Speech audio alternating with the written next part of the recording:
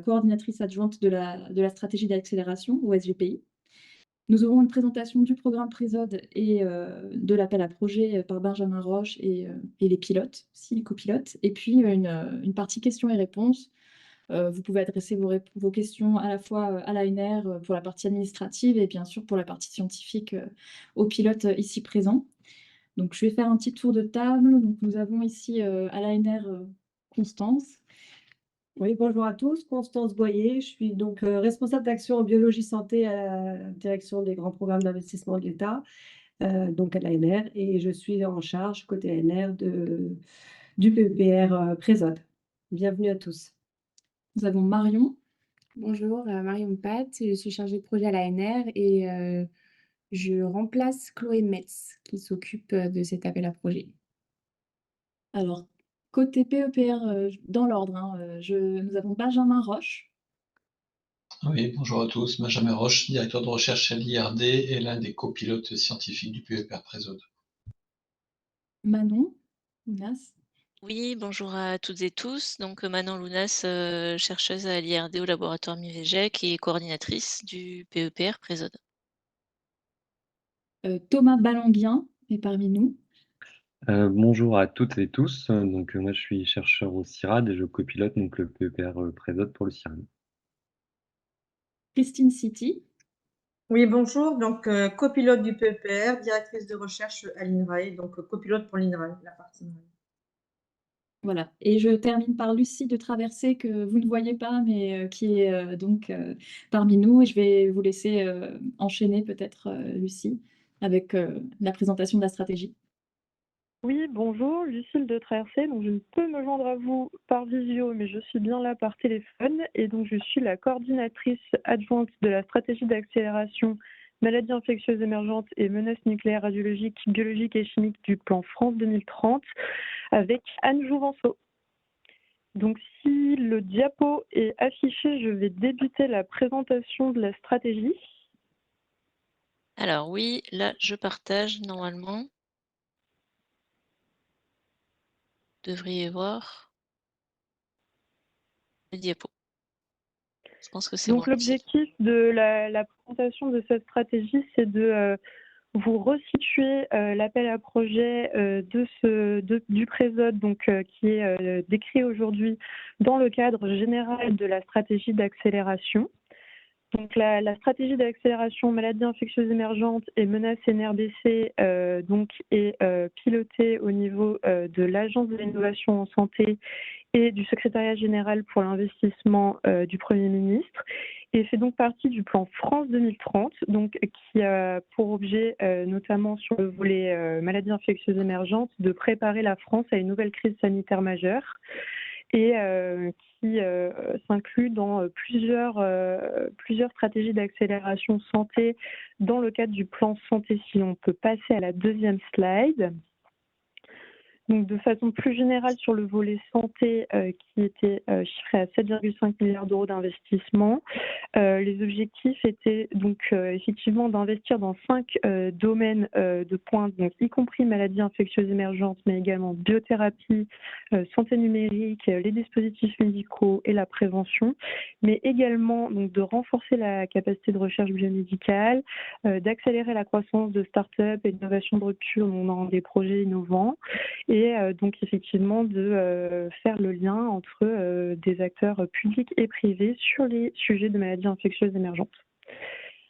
Donc si on passe à la slide 3 pour vous détailler en particulier la stratégie. Est-ce qu'on est bien en slide 3? Oui, on est bien slide 3. Super. Donc la stratégie qui a été conçue pour capitaliser donc sur le retour d'expérience du Covid-19 a été annoncée en 2021 et en fait lancée de manière effective en mars 2022. Donc c'est une stratégie qui intègre en particulier l'approche une seule santé, donc avec l'objectif de traiter et d'aborder la question des zoonoses, donc en mêlant santé humaine, santé animale et écosystème à travers des projets de recherche. Pardon, excusez-moi. Donc l'approche en fait se veut surtout multidisciplinaire et vise donc du coup à intégrer intégrer ces investissements donc, dans une logique de couvrir toute la chaîne de valeur, donc c'est-à-dire à tous les niveaux de développement des biotechnologies, des contre-mesures, que ce soit de leur conception jusqu'à la production, la constitution de stock stratégique. Et elle est menée au niveau donc interministériel avec le ministère de la Recherche, le ministère de la Santé, le ministère de l'Industrie, le ministère des Armées, à l'agriculture, transition écologique et avec les autres services du Premier ministre. Donc, sur la stratégie, il y a 2 pilotes qui sont, enfin 3 opérateurs qui sont l'ANR, donc l'ANRSME et BPI France. Et donc, dans le cadre du programme Présode, nous sommes du coup avec l'ANR aujourd'hui pour cet appel à projet. Si on passe à la slide 4 pour vous présenter de façon plus détaillée les objectifs de la stratégie, donc c'est vraiment une stratégie qui vise à permettre à l'État de donc, comprendre, prévenir et contrôler les phénomènes d'émergence ou de réémergence des maladies infectieuses pour en limiter l'impact, mais également pour lutter contre les menaces NRBC. Donc la stratégie, elle allie anticipation, mobilisation, coordination scientifique, technique, organisationnelle et même industrielle. Et donc, elle permettra d'avoir plus de capacités souveraines et de s'articuler notamment avec l'Union européenne sur la production de contre-mesures. Donc, la stratégie se décline en 5 volets, si on peut passer à la slide suivante. Donc, le volet recherche, donc, qui se focalise sur les mécanismes d'émergence et la compréhension des MIE. Et c'est dans ce cadre-là qu'est mené l'appel à projet Présode que l'on détaillera plus tard aujourd'hui, mais également un volet innovation qui, lui, est plutôt sur une phase plus en aval au niveau technologique sur la maturation et le transfert, une phase de production, un volet qui est également centré sur la gestion de crise, et un volet formation donc, qui se veut multidisciplinaire et qui vise à développer de nouvelles compétences dont je voulais vous dire un mot dans la slide du numéro 6. En raison de sa dimension One Health, puisque les investissements dans le cadre du programme France 2030 ont notamment permis la création de 3 écoles universitaires de recherche qui favorisent, du coup, en dehors de la formation master et programmes doctoraux, un renforcement des liens au niveau des partenaires académiques et privés sur la thématique des maladies infectieuses émergentes et sur cet aspect One Health. Au niveau des programmes donc plutôt orientés recherche qui appartiennent au premier volet de la stratégie, si on peut passer à la slide numéro 7. Donc, dans le cadre du volet recherche de la stratégie, il y a 2 programmes d'équipement et prioritaires de recherche, donc PEPR, qui sont complémentaires dans leur mise en œuvre et qui visent à donc, réunir, animer et structurer les communautés scientifiques qui sont concernées par les enjeux de recherche sur les maladies infectieuses émergentes, mais aussi à décloisonner donc, les approches entre santé humaine, animale et environnementale. Donc, il s'agit du PEPR Présode qui nous réunit aujourd'hui, donc pour Preventing Zoonotic Disease Emergence, et d'un PEPR qui est plutôt axé sur maladies infectieuses émergentes au sens approche santé humaine, qui lui est piloté au niveau de l'ANRSME. Donc, j'insiste sur vraiment la complémentarité de ces 2 programmes de recherche et je vais faire une transition puis passer la parole à Benjamin Roche sur la dernière slide. Donc le PEPR Présode qui a déjà eu plusieurs appels à projets et dont nous avons, je vous laisse compléter, mais le dernier, il me semble, appel à projet qui est présenté aujourd'hui et qui donc se focalise sur la prévention des zoonoses en réduisant donc le risque, en cherchant à mieux comprendre les mécanismes de propagation et en se focalisant aussi sur les systèmes de surveillance. Voilà. Parfait, merci beaucoup Lucille. Merci à vous. Et donc on va passer à la présentation de Benjamin pour le PEPR Présode. Parfaite introduction. Voilà, très bonne transition. Merci beaucoup Lucie et merci Manon. Merci à vous. Donc du coup, donc aujourd'hui, effectivement, on va parler du troisième et a priori dernier appel à projet du PEPR Présode. Donc diapo numéro 2 maintenant, s'il te plaît. Je vois pas du tout les diapos qui passent en fait, je pense que j'ai un souci, mais voilà, diapo numéro 2. Alors comme l'a dit Lucie, hein, le PEPR Présode, donc qui est associé à l'initiative Présode internationale qui est beaucoup plus large. L'objectif est vraiment de se focaliser sur la phase amont de l'émergence des zoonoses, c'est-à-dire dans un contexte de changement global, comprendre quels sont les déterminants qui influencent les émergences de zoonoses afin de pouvoir les prévenir. Donc on est vraiment sur une approche One Health en essayant de comprendre comment les différents changements globaux, que ce soit la perte de biodiversité, l'agriculture, le changement climatique, etc., influent la circulation des agents pathogènes chez les populations animales et donc exposent les populations humaines et donc créent un risque d'émergence.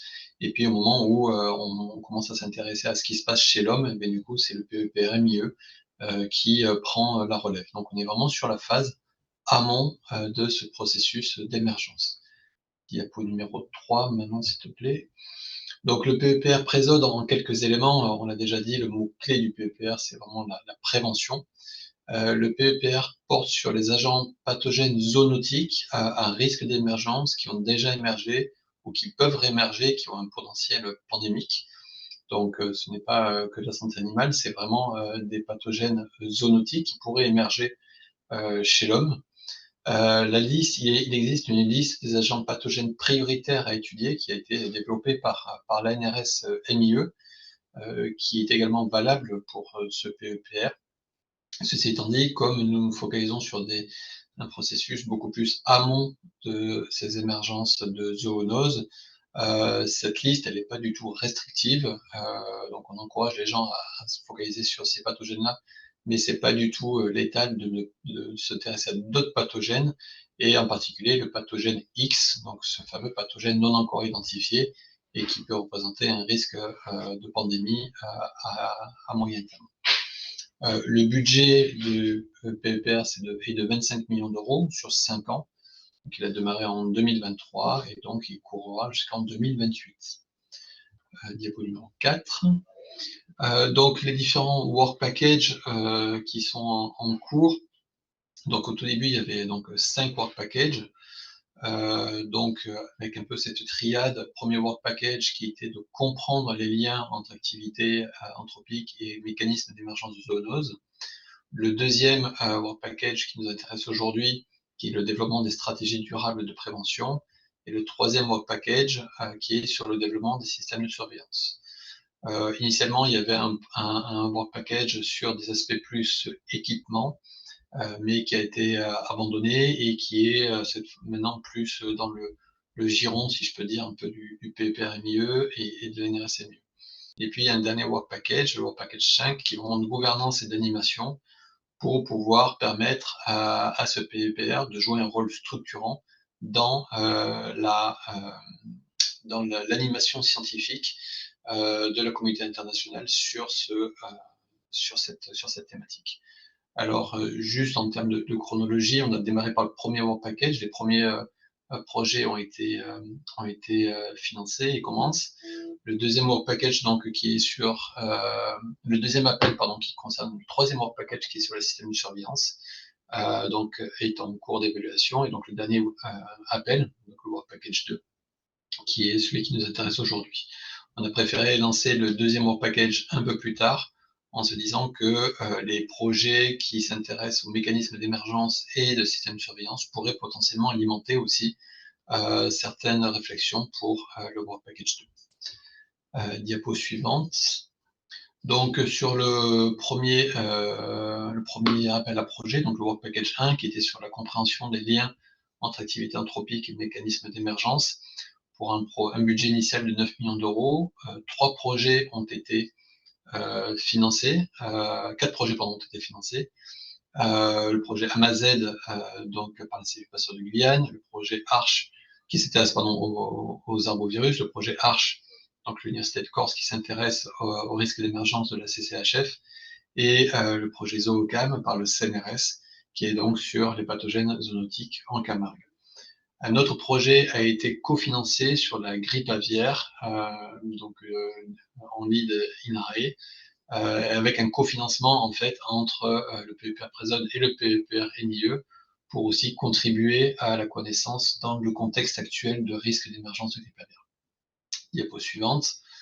Donc, en termes de calendrier, donc les appels, les lauréats des projets ont été annoncés donc au mois de mars 2023. Le deuxième appel à projet s'est ouvert donc au mois d'avril avec une soumission des projets en septembre. En septembre, il y a également le projet gouvernance et d'animation qui a démarré. Et donc aujourd'hui, donc c'est le webinaire pour le dernier appel à projet, le Work Package 2, qui démarre aujourd'hui et dont la deadline sera en janvier. Alors juste pour la diapo suivante, pardon, en termes de gouvernance du PEPR Présode, donc il y a 3 pilotes, donc Thomas Valanguet du CIRAD, Christine City-Linray et moi-même pour l'IRD, avec Manon Lunas, donc chercheuse IRD qui est coordinatrice du programme.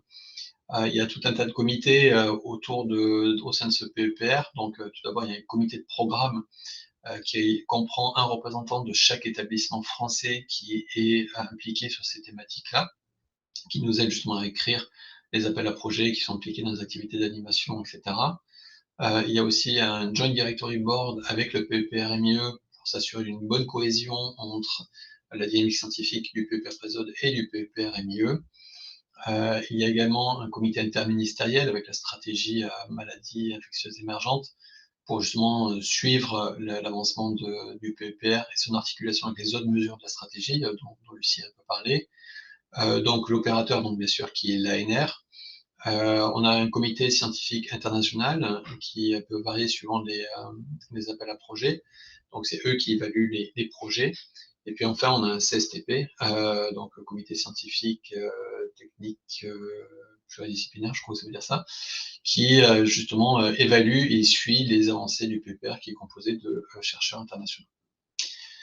Donc voici un petit peu pour le contexte, donc diapositive suivante.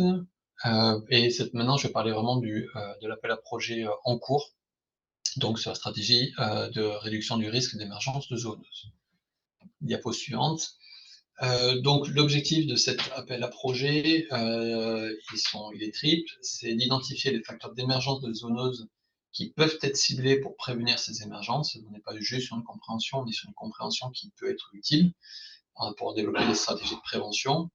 Donc concevoir des stratégies de prévention pouvant empêcher l'exposition des populations humaines, donc de la prévention amont, et puis identifier comment les différents acteurs peuvent implémenter ces stratégies de prévention afin de pouvoir proposer des stratégies de prévention qui soient réalistes sur le terrain étudié. Et donc les projets devront mettre l'accent sur la prévention de l'exposition humaine dans des contextes épidémiologiques variés. Diapositive suivante. Donc pour reprendre un peu ces 3 axes, donc le premier axe, c'est d'identifier les facteurs de risque et de résilience qui pourraient être ciblés par les stratégies de prévention contre les zoonoses.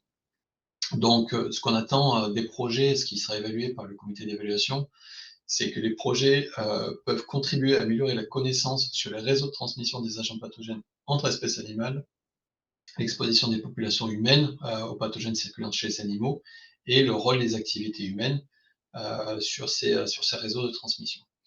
Il sera également évalué que ces projets peuvent contribuer à comprendre comment les pratiques agricoles, les pollutions et toute autre activité humaine impactant la santé environnementale, dont la biodiversité, peuvent être ciblées en fait, pour limiter le risque d'émergence.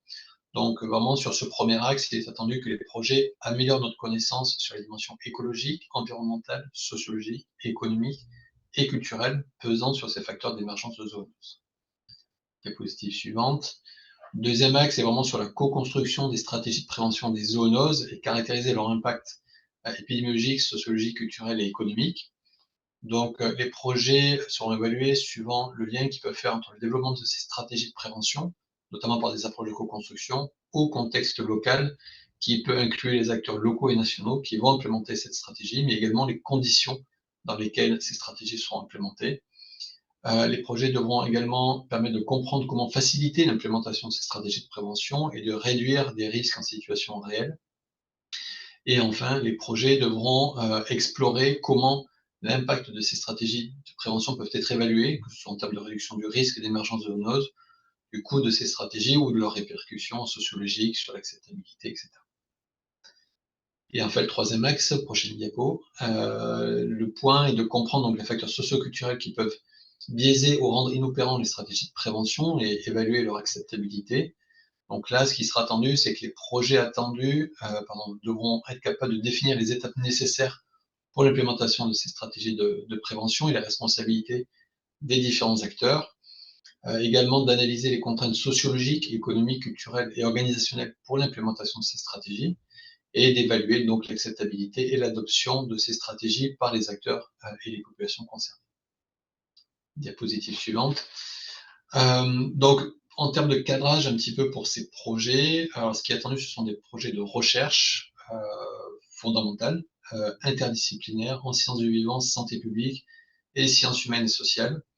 Alors l'objectif est de couvrir un ou plusieurs axes de cette AAP, donc dans différents contextes, sur différents contextes géographiques, à différentes échelles spatiales, au niveau local, national, international, des contextes épidémiologiques variés. Alors, qui peut postuler? Donc, ce sont les établissements d'enseignement supérieur et ou de recherche français. Il faut qu'il y ait au moins 3 équipes appartenant à des unités ou des structures de recherche différentes. Et le consortium, donc, devra être pluridisciplinaire. Donc, ce qui sera attendu en termes de taille de projet, ce sont des projets d'un budget allant de 500 000 à 2 millions d'euros d'aide demandée au programme, pour des projets qui peuvent aller de 2 ans à 4 ans. Diapositive suivante. Donc juste quelques éléments techniques sur les modalités de dépôt du projet complet. La deadline donc, est le 28 janvier 2025 à 11 h. C'est un projet de 15 pages maximum qui doit être rédigé en anglais. Une traduction française peut être fournie. Donc, comme je l'ai déjà dit, une durée comprise entre 2 ans et 4 ans et un montant demandé entre 500 000 et 2 millions.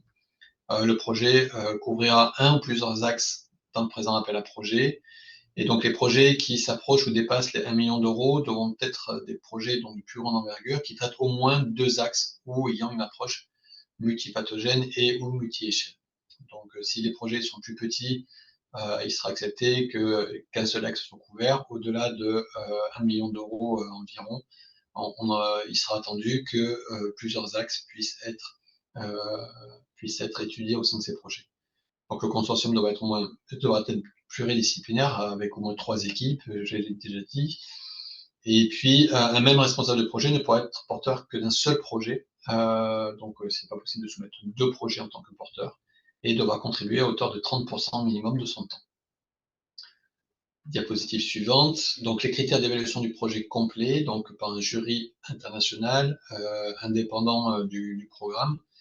Donc d'abord c'est l'excellence et l'ambition scientifique, donc des indicateurs assez classiques, la clarté des objectifs et des hypothèses de recherche, le caractère novateur de la recherche qui est développée, la pertinence de la méthodologie à développer cette recherche et à répondre à ces questions. Une capacité aussi à aborder les 3 composants du cadre Une seule santé, donc les aspects humain, animal, environnement, et puis la capacité du projet aussi à coproduire avec toutes les parties prenantes, notamment les décideurs et les communautés concernées, donc ne pas hésiter à sortir du cadre purement académique pour justement arriver à avoir un impact avec les communautés et les décideurs. Diapositive suivante. Donc, la qualité du consortium est un autre critère d'évaluation du projet.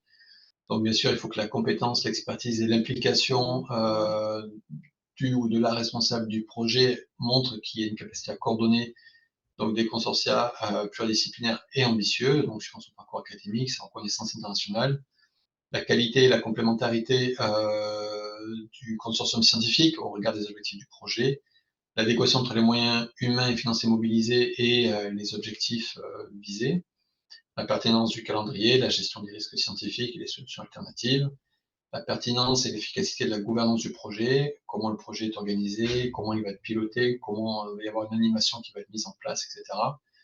Et puis, comme je l'ai dit précédemment, impliquer le cas échéant des décideurs, des acteurs non académiques et des associations, communautés d'éleveurs, de chasseurs, de gestion d'espèces naturelles, par exemple, ou d'intervenants de santé publique. Ce sont juste des exemples.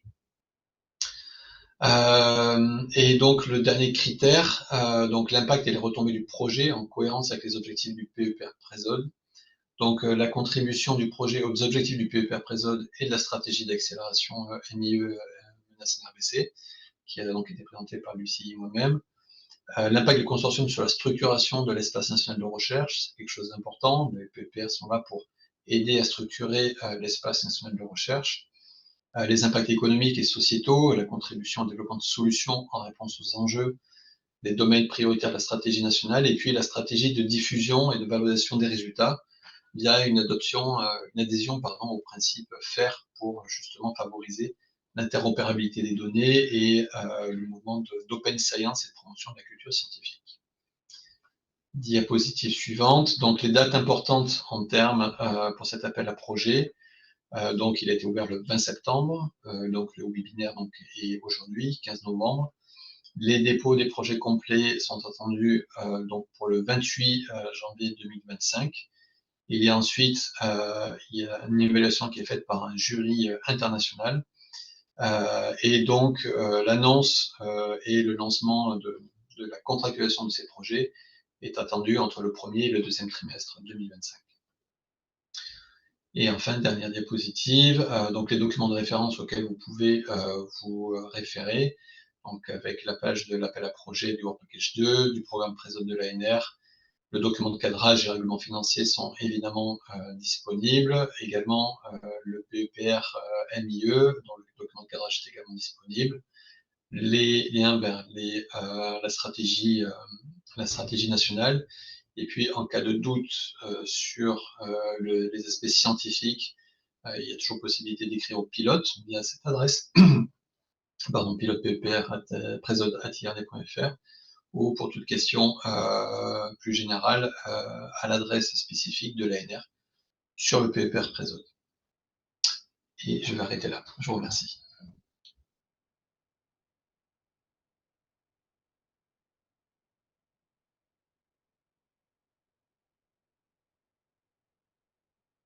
Merci beaucoup.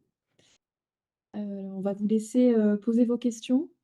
Alors, comme tout le monde ne peut pas lire les questions, on a eu quelques-unes qui ont circulé, donc je vais les relire pour tout le monde. Donc, une personne nous demande si on va envoyer les slides aux participants. Donc, pour la présentation complète, oui, on la mettra à disposition en téléchargement sur la page de l'appel à projet. Et puis, vous aurez aussi le replay du webinaire dans laquelle elle est déployée, donc vous aurez accès de toute façon.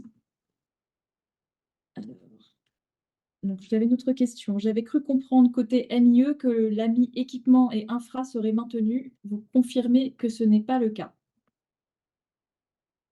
Pour l'instant, non, pour l'instant, il est maintenu et c'est en cours de discussion en interne côté ANRS-MIE sur les modalités de cette AMI. Juste Donc, peut-être pour compléter, pardon, sur ce point-là, c'est juste que donc le PEPR Présode, voilà, pour le moment, n'ouvrira pas d'appel à projet sur ces aspects infrastructure. Donc ce sera plus l'ANRS-MIE qui s'en chargera en coordination avec nous.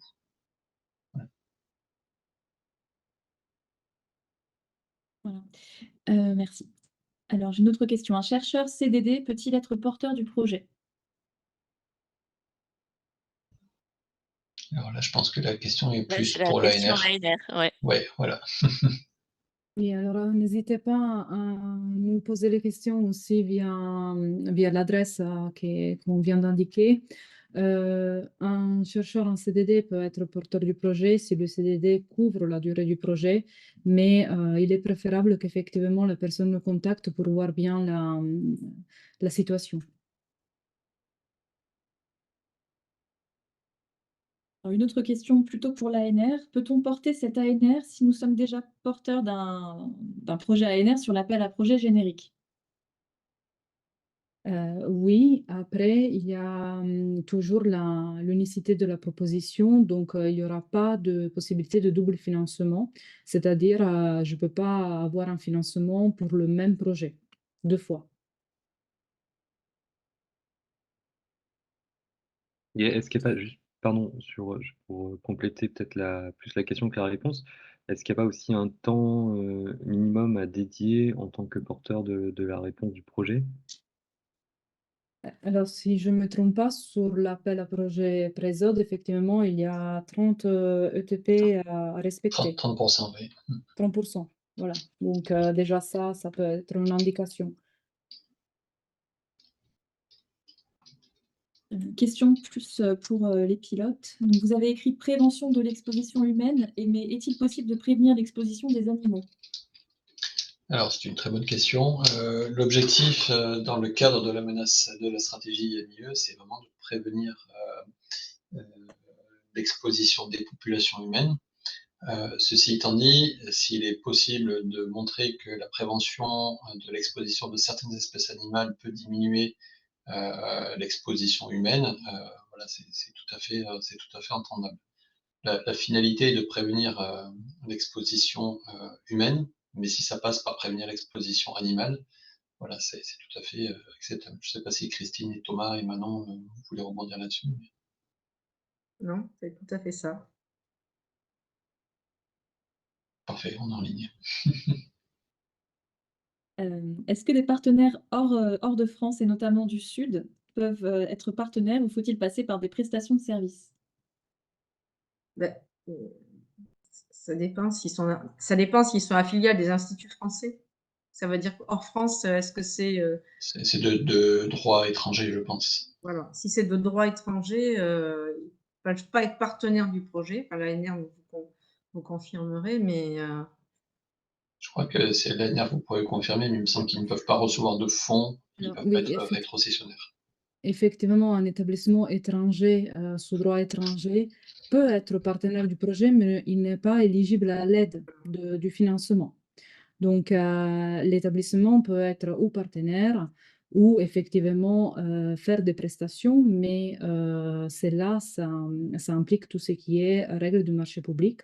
Donc, ça dépend selon le type de prestation et l'établissement qui demande la prestation.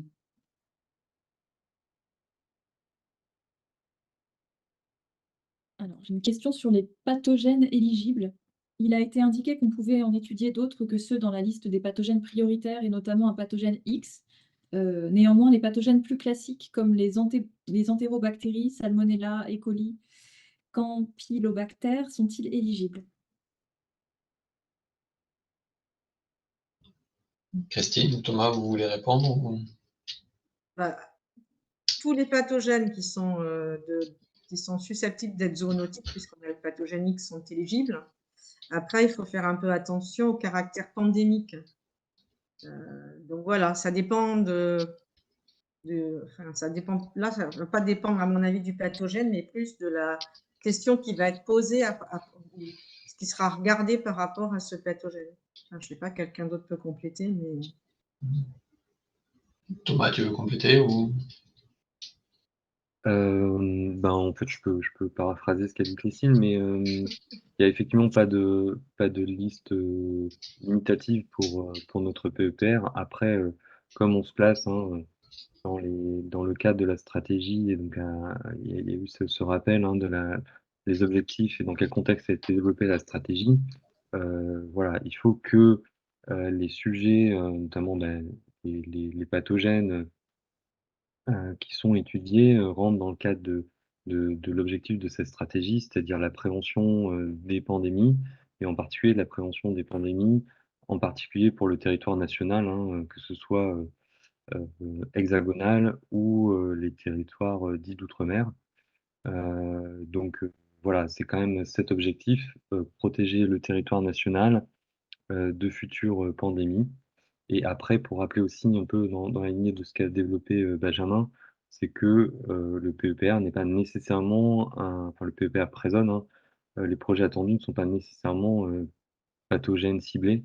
C'est-à-dire qu'on peut très bien, et c'est même un peu la philosophie de Présode, s'intéresser plus aux mécanismes et à la gestion, à la prévention de manière générale des mécanismes qui favorisent les émergences, c'est à la rigueur ça qui serait plus attendu que de s'intéresser à un pathogène en particulier.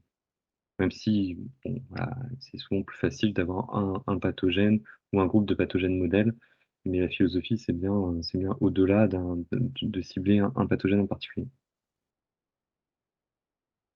On est vraiment sur une approche centrée sur le risque, plus que dans la philosophie. Donc centré sur les facteurs d'émergence et les risques, plus que centré sur des pathogènes donnés.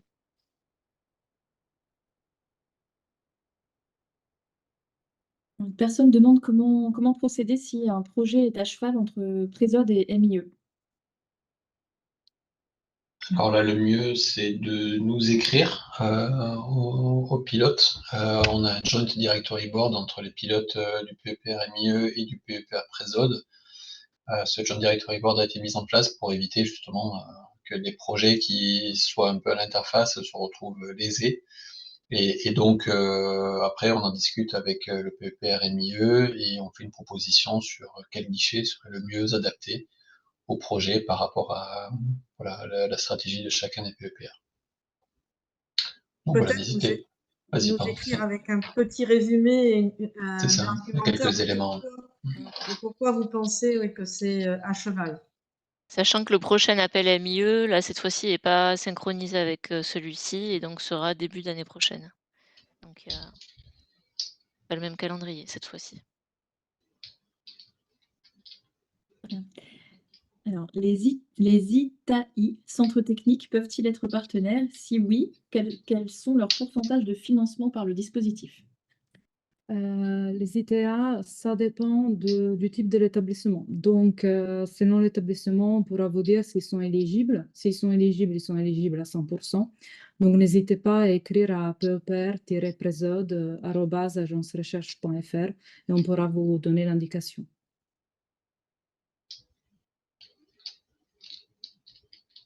Alors, j'ai une question qui est en forme de phrase. Donc, consortium, 3 équipes minimum, incluant équipe institution sud. J'ai compris la question. Ouais, je crois que j'ai compris aussi. Ouais. L'idée, c'est sur les consortiums 3 équipes minimum, c'est vraiment d'assurer une certaine interdisciplinarité. Donc, je laisserai Christine, Thomas et Manon rebondir. Mais pour moi, ce sont à partir du moment où les équipes sont partenaires, même si elles ne demandent pas forcément d'aide, elles vont contribuer au projet.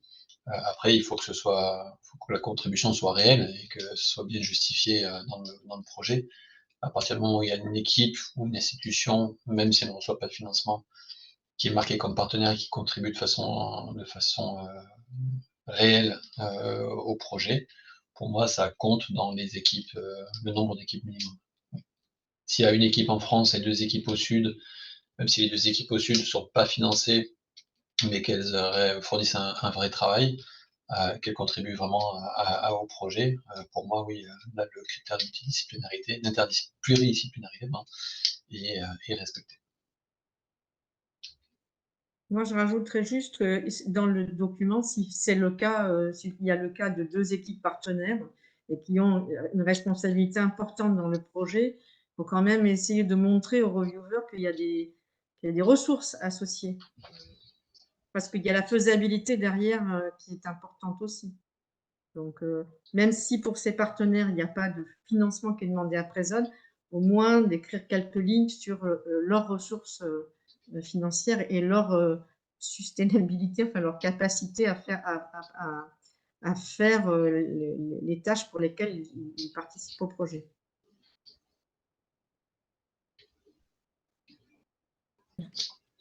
Une autre question. Vous avez montré les projets sélectionnés pour le Work Package 1. Tous sont localisés en France. Est-ce qu'un projet situé dans les Suds uniquement a les mêmes chances de sélection qu'un autre localisé tout ou partiellement en France?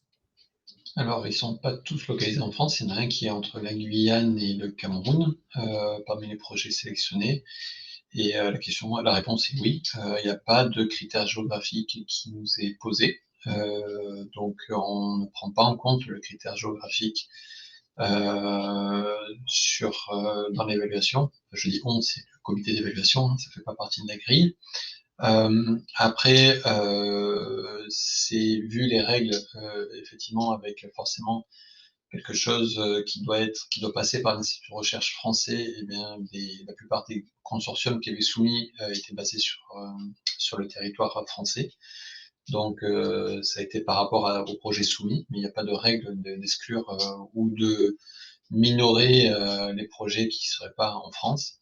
Ceci étant dit, il y a quand même le but étant de limiter l'émergence de pathogènes en France, sur le sol français. Mais si on s'intéresse à des pathogènes de potentiel pandémique, peu importe quelque part où ils émergent, la justification que ça représente une menace pour le sol français est quand même présente.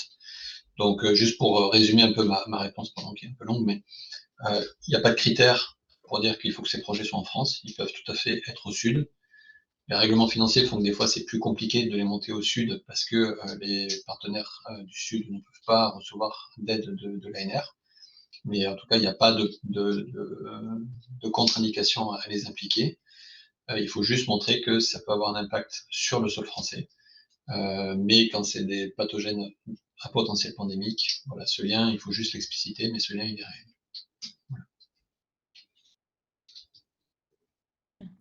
Et quand on dit sol français, c'est tout territoire confondu, Tout à fait. bien entendu.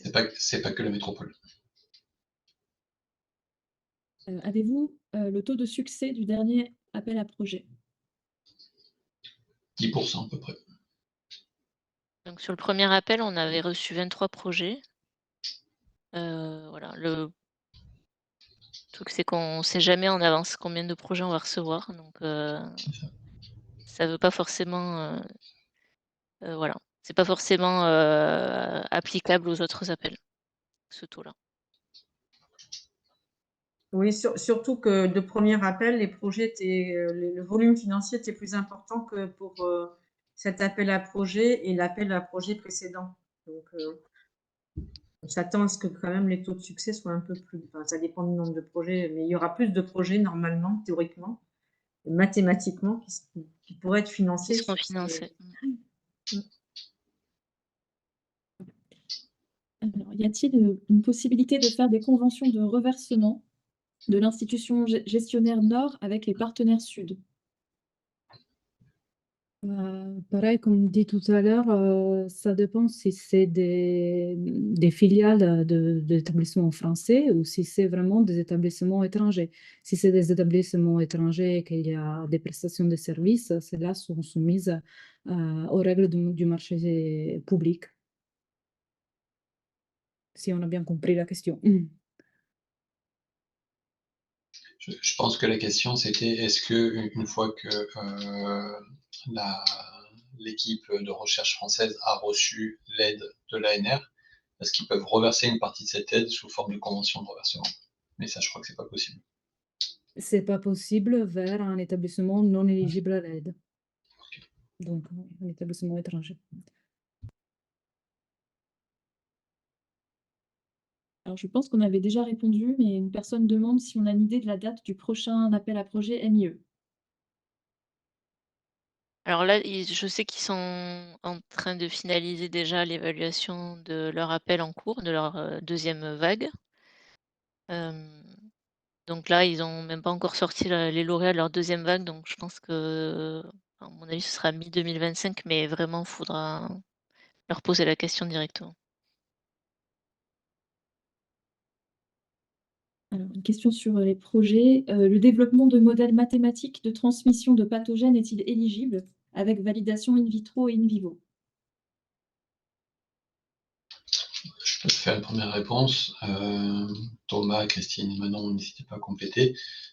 Sur le fait de développer des modèles mathématiques avec des validations, il n'y a aucun souci à partir du moment où ça répond aux objectifs du projet qui est sur le développement de stratégies de réduction du risque d'émergence de zoonoses. Donc, un projet qui serait centré que sur le développement des modèles mathématiques,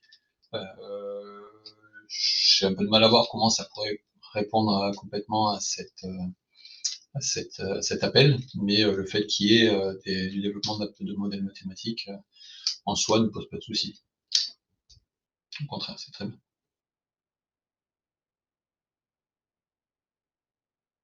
Alors, je vais lire la question comme elle a été écrite. 2023, appel à projet ANRSP RFI Émergence. Cette année, rien. Est-ce que c'est phagocyté par l'ANRS MIE? Voilà, je ne sais pas si vous comprenez. Ben, on Là, comprend j'avoue qu'on que n'est non. pas de la NRS, alors. Ouais. Ouais, Donc, désolée. c'est pas nous qui pouvons répondre. Ouais, Ouais. là, Enfin, je on ne pense pourra pas. pas apporter de réponse là. Désolée. Désolée, ouais.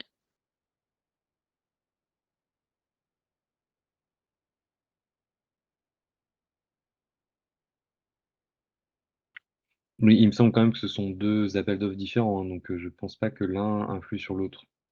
Sur le Mmh. PRFI émergence? Oui, voilà, mais par contre, je maîtrise pas, bien sûr, la planification ou le calendrier par la NRSMIE de ces différents appels d'offres, enfin en tout cas de la du PRFI émergent, donc je j'ai aucune idée de savoir s'il sera, à l'ordre du jour cette année ou pas.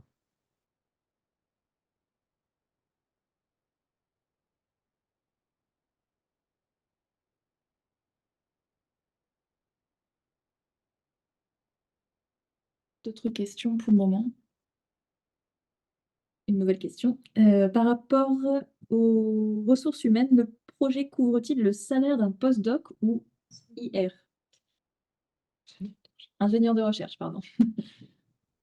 Oui, oui, tout à fait. Les financements dans le cadre des PEPR peuvent couvrir les salaires du personnel comme des CDD, postdoc ou ingénieurs de recherche de type contractuel.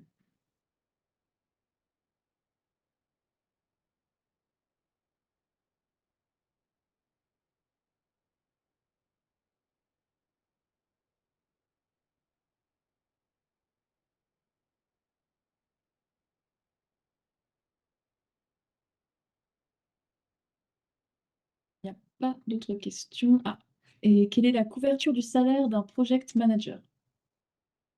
Alors, si le project manager n'est pas fonctionnaire, le salaire peut être couvert jusqu'à 100%.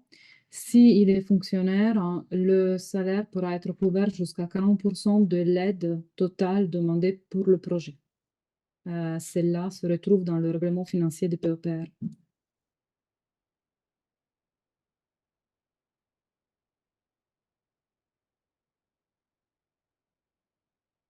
Pardon, project manager, j'entendais responsable du projet, le PI, pas. Je pense que là, c'est pas PI, non? La Oui, question est formulée plus sur, un appui, coordination du projet, je pense. ok. Du Donc coup, je seulement pense pour le responsable du projet, effectivement, en cas de fonctionnaire, on peut prendre en charge une partie du salaire. Autrement, bah, pareil, ça dépend du type de contrat de la personne. Donc, si c'est fonctionnaire, ce n'est pas éligible. Si c'est contractuel, c'est éligible à 100%.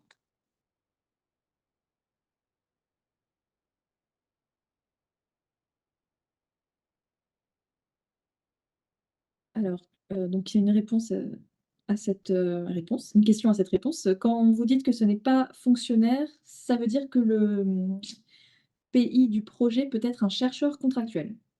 Alors, oui, on a des organismes de recherche où les chercheurs ne sont pas fonctionnaires, donc ils sont contractuels.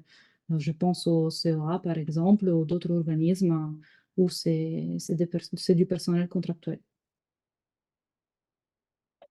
par En fait, contre, c'est ce qu'on disait, c'est la longueur, voilà, le temps de la contrat, durée. c'est ça qui est très important, c'est qu'il faut que ce soit des CDD longs, et qu'on soit assuré que le projet puisse aller au bout avec le même PI. Bien Exactement. sûr. Mais après pour rebondir, hein, il y a effectivement plusieurs épiques de recherche, dont par exemple le CIRAD où les personnels ne sont pas fonctionnaires, donc peuvent être en CDI, mais non fonctionnaires. C'est Oui. aussi la petite subtilité.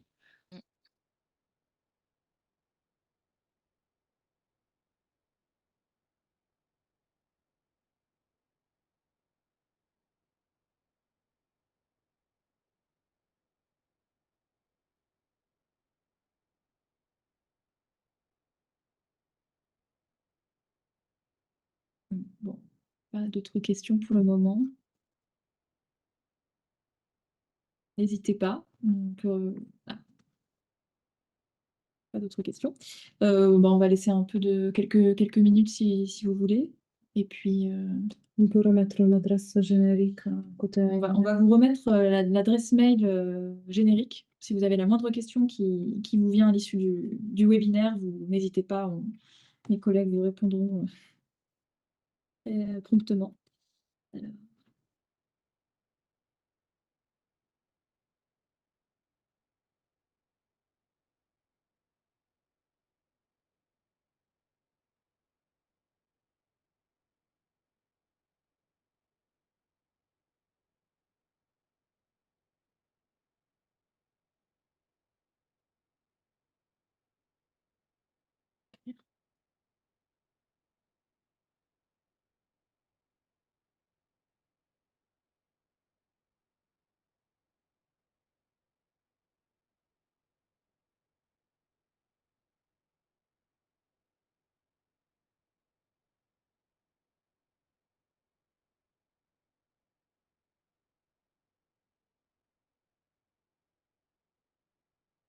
Voilà, donc l'adresse est pepr-du6 présode@agencerecherche.fr.